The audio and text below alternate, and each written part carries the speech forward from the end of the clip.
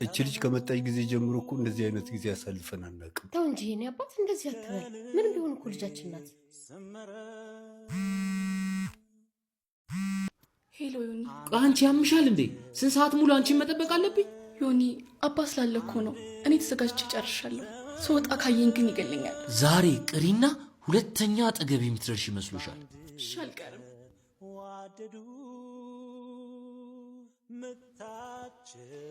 አንድ የመጣው አንቺ ደግሞ ችግር አለብሽ።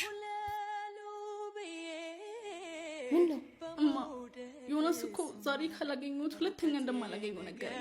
እሺ ምን አባቴ ላደርግ? እስቲ ዛሬ እንደምንም ብዬ እንድትወጪ አደርጋለሁ። እሺማ የዛሬን ብቻ። እሺ ደግሞ አልቆይም። አደራ የኔ ልጅ እንዳትቆይ። እኔ ግን ከአባትሽ ጋር እንዳታጋጭ። የኔ አባት እንዴት እንደምወድ ታውቃለህ አይደል? ተይኝ እባክሽ። እቺ ልጅ ከመጣች ወዲህ ፍቅሩም ቀንሷል። ወይ አንተ ደግሞ እስቲ ልጅቷን ለቀቅ አድርጋት።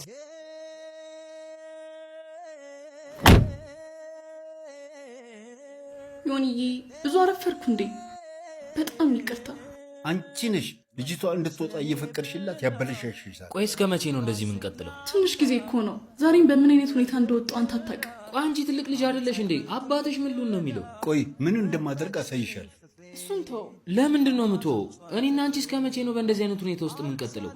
እኔ ላይ በጣም ድብቅ እየሆንሽ ነው። አሁን ራሱ ማንሸኝቶች እንደመጣሽ አልነገርሽ። ኧረ ዮኒ በያንጎ ኮንፈርት ፕላስ ነው የመጣው። መቼስ እናንተም ስለ ያንጎ ኮንፈርት ፕላስ አልሰማንም አትሉ። የተሻለ መኪና ካላችሁ የተሻለ ገቢ አግኙ። ቢያንጎ ኮንፈርት ፕላስ ከኢኮኖሚ ክላስ በ20%፣ ከኮንፈርቱ በ10% የተሻለ ገቢ አግኙ። ከ2018 በላይ መኪና ካሎት ቢዋይዲ ኢቱ መኪና፣ ቢዋይዲ ዩዋና፣ ቼሪ አሪዞ 5፣ አቫንዛ፣ ግሎሪ ዲኤፍኤስኬ ካላችሁ አሁኑን ይመዝገቡ። ምን ይጠብቃሉ? አሁኑን ይመዝገቡ እንጂ። አባዬ